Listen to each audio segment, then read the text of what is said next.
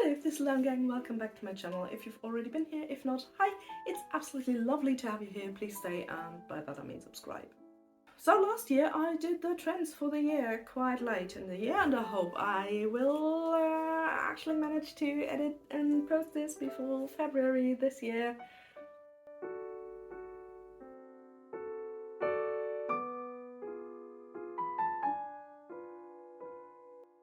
Let me start this with a short preface. I do not care if you wear trends or not. I don't necessarily wear trends. Be that as it may, I find trends incredibly interesting because they are super indicative of what a society wants, what a society needs, about the entire state of a society. They still say things about where we're going or what we need as a society, like emotionally and of course economically and stuff like that. But let's stay with the emotional factor in this case. That being said, the improbable trend predictions for this video, I made them up. They are things I would like to see, or that I extrapolated from the things I feel we need as a society. For the sake of this video, let's pretend that they are real and that they are scientifically gathered.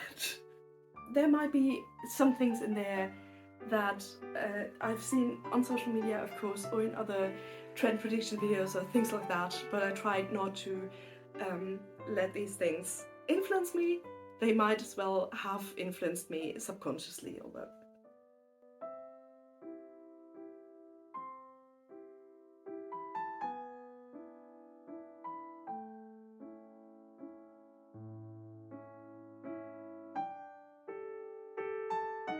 And we start with the colour of the year. Now, Pantone has released, I think it's called Mocha Mousse or something. It's atrocious. It looks like something a dog hacked up. I'm sorry, they are completely wrong. Objectively, the colors of the year are shades of violet, and we call it these violet delights. Because how could we not? Don't worry, Gen Z, we are not co-opting your generation defining color. We are not co-opting Gen Z purple. There might be some pastels in there, of course, but it's mostly about weightier, heavier shades of violet and purple. Some examples would be lavender, aubergine, so eggplant, pensée, which is French and fancy for pansy. English violet is a very beautiful example for this. Iris. But before I go on about this, let's have a short historical excursus about the color violet. Violet pigment is one of the oldest in human history and one that is incredibly easy and cheap to dye. The problem is dyeing it in a light, fast, waterproof manner, which for a very long time was incredibly expensive, making it a color for the ruling class and the higher ranks of the clergy only. This all changed when in 1856 chemist William Henry Perkin, on his way to find a cure for malaria, more or less accidentally synthesized morphine, one of the first aniline dyes, making durable violets much more affordable. Violets and purples are often associated with mysteriousness and calmness aside from regality, and were and are still frequently used in feminist and queer contexts, from Sappho in the 6th century BCE to the suffragette movement of the turn of the century to the lavender menace of the 1970s to several of today's pride flags. So my favorite shades of purple for this year are definitely Pensée, which already sounds incredibly velvety, because I guess it's because pansies have this slightly velvety surface, and Plum, especially combined with a dark yellow or a buttery yellow. I have heard about that in another trend video, because that's complementary colors and that looks fantastic. And I think we can easily imagine this purple or these shades of purple for a dandyish context. Just imagine a paisley-ish purple cravat with a different shade of purple velvet jacket. And if you don't want to be completely violet clad, I think we can also imagine this for smaller pieces like amethyst jewelry, accessories of course, and things with purple flowers. Silk flowers like irises, once again violets of course, and pansies. Some naturals if you want something a bit more extraordinary, and of course thistles. I could not go on without mentioning thistles. And either as motifs on clothing or as pressed specimen, either in resin or in blockets. I think that might be something we will see sometime this year. And so why violet? Violet is traditionally a colour of the high and mighty, and it is time to seize that power, to make it available to the common folk. And I think also the fact that it lies between the traditional colours for male and female, which way around they may be, might be a distancing from traditional gender roles while seizing the power. So we're taking up space without adhering to the rules of the ruling class. Now that we're done with the colour of the year, let's go with the shapes of the year, which in this case is silhouette. And I like to start this segment off with The silhouette has existed long before it had its name, ever since the dawn of people having shadows.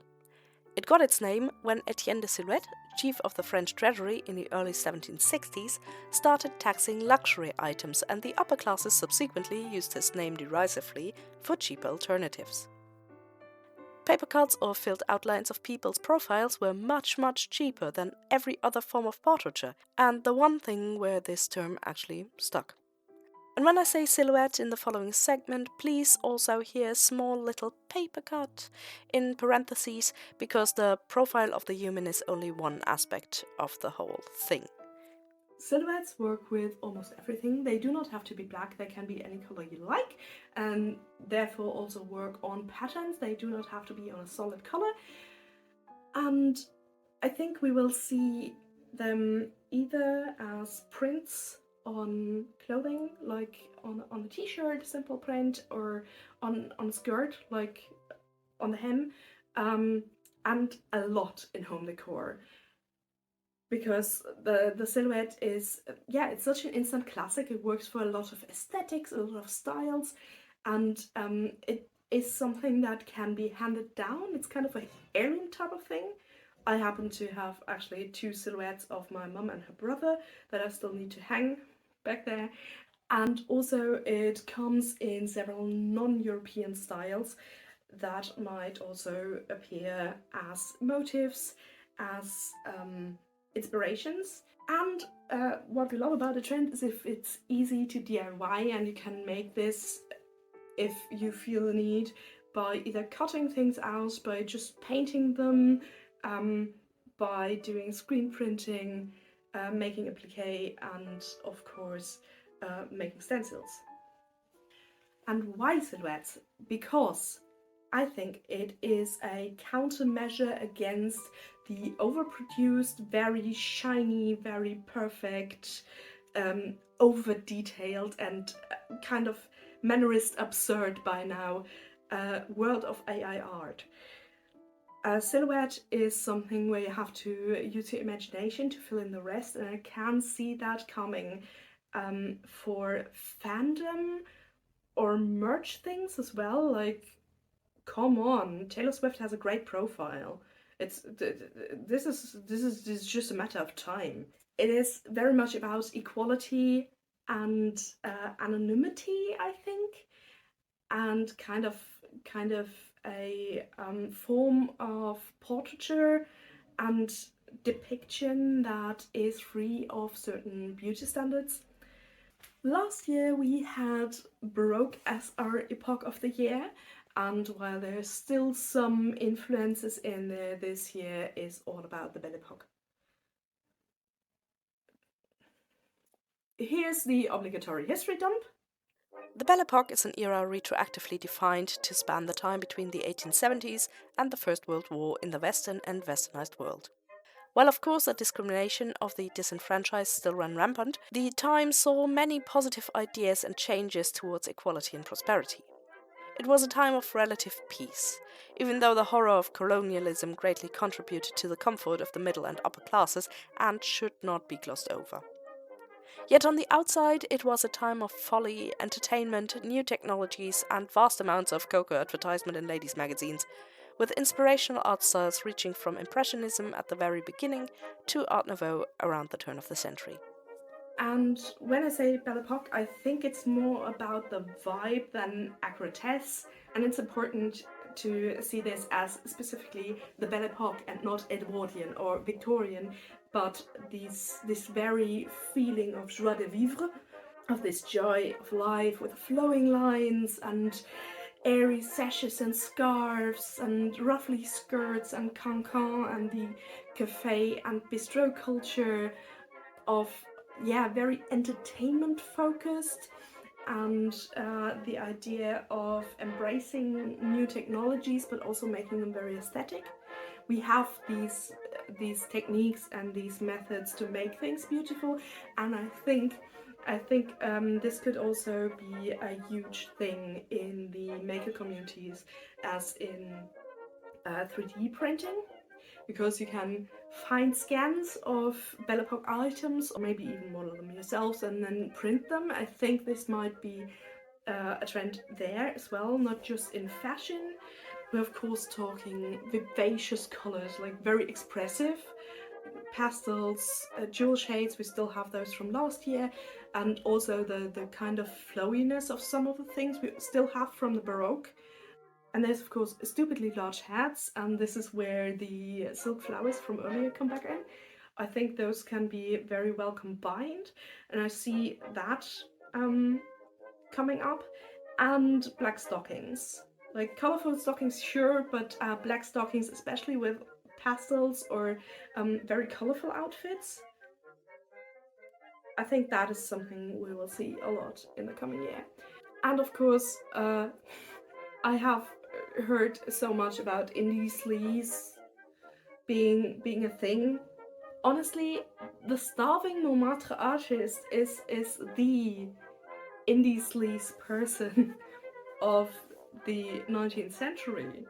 So perfect. And there we have the dandyish and very artsy expression again that also works so well with the purple. And you know, if all fails, I think you can still just go and give yourself a French fancy performer name and then try again. Why the Belle Epoque though? Because I think we all need some escapism. Escapism? Escapism. Our world is very dark right now, and it doesn't get better.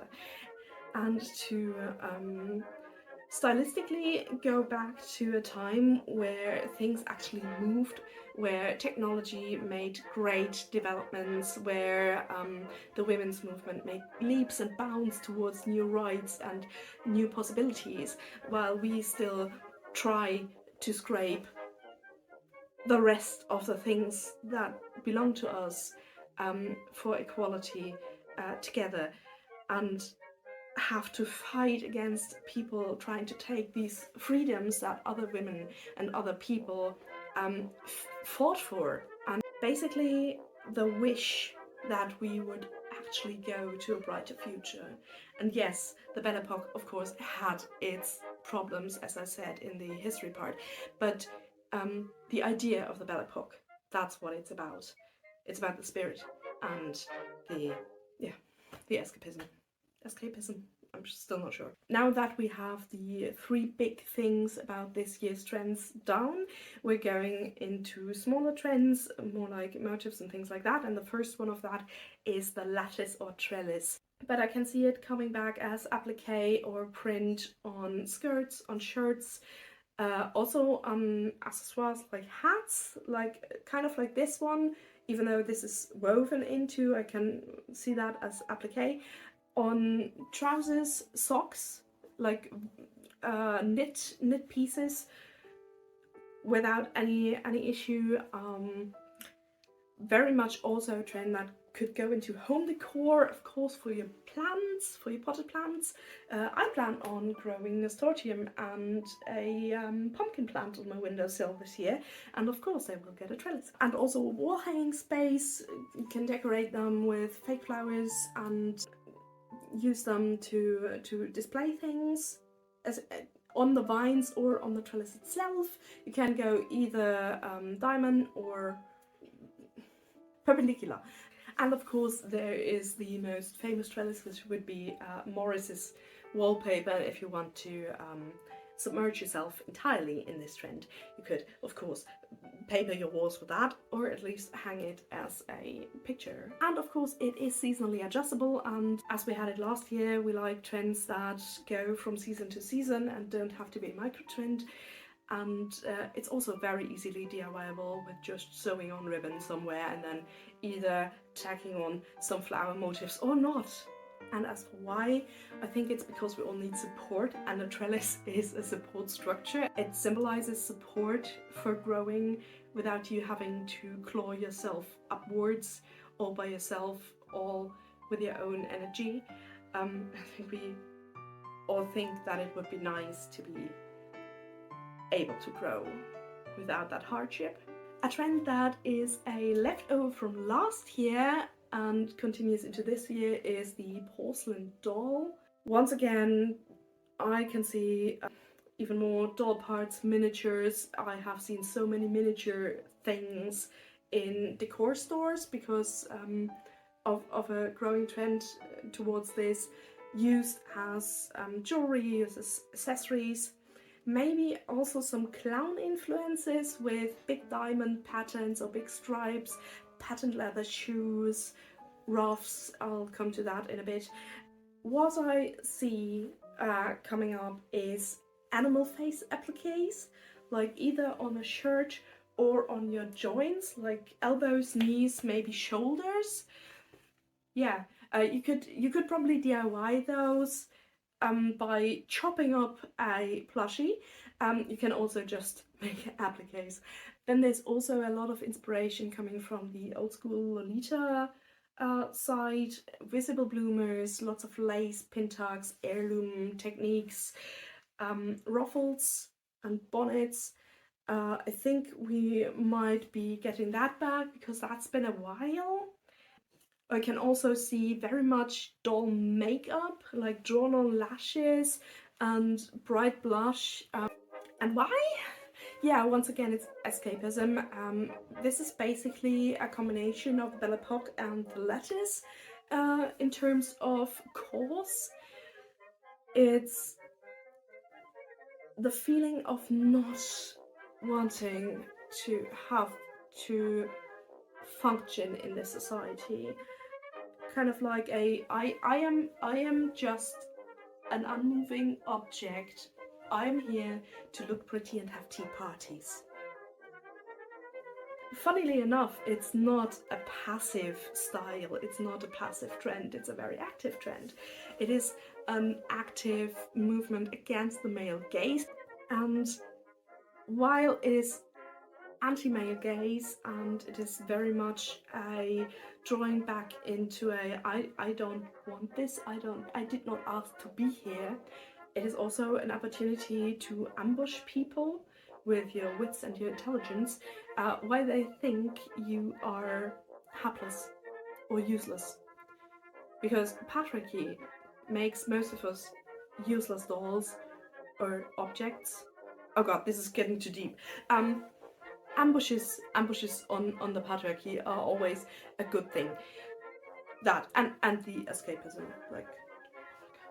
Another trend that comes kind of from last year's Baroque era as well as the doll fashion thing is collars. I will mispronounce it as collars. Also, this is not my native language, so I guess we'll have to deal with it. So the main thing about collars is not like last year that they have to be high, mostly they have to be big and dramatic and theatralic. So we're talking Pierrot ruffs, sailor colors, also for adults. This is the important part about the sailor colors. It's not just for little children, it's for all of us.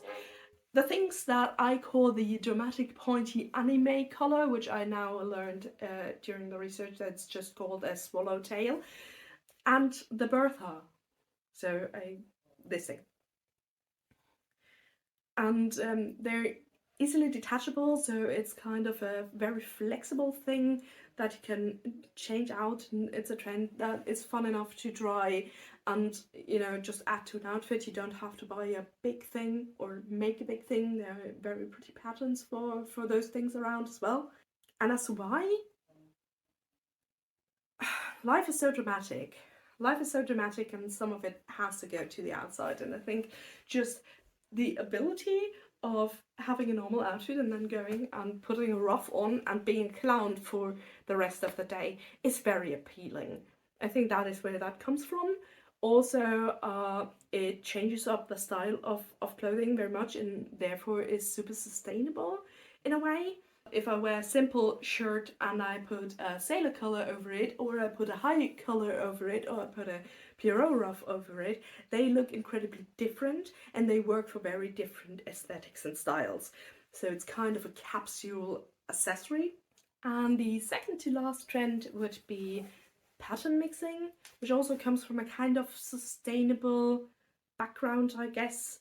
It's whimsical, it's a bit old money, like the dishevelled British aristocracy theme that seems to be going around. I'd like to call it heirloom. It's also something that can be found in patchwork, and these patchwork jackets that I hope are also coming back. I can see that with the pattern mixing trend. It also extends to jewelry, to home decor, to place settings for your table, like crockery, silverware, that it doesn't have to be matchy-matchy. Also, your home decor, your interior can be thrifted together or come from different aesthetics. I think everybody, and this is already leaning into the meaning and into the motivation, I think everybody's kind of tired of finding only one aesthetic, having the one aesthetic, the one that is forever, and then having everything match that. I think it's more of an opening thing. It has to do something with having personal style and the return of personal style, and not just an aesthetic, but really a personal style. I think that's the thing, the core of this trend, where it comes from. I think we'll see a lot of that, and most of us can reproduce that directly from our wardrobes, because most of us already have some sort of pattern things that they can combine. Stunning, I know. And the last trend is for makeup, and that is gilded makeup. Not just gold, not shimmer, gilded, like leaf metal gilded. And it doesn't need to be necessarily gold, it can also be copper or silver, but gold is where it's at. Gold is like, I think what is going to be the most prevalent part of this is gold eyeliner, like liquid gold eyeliner that you can use to draw motifs on your face, but there are also temporary tattoos that are very foil metal style, and this is leaning a bit more glittery on the lips.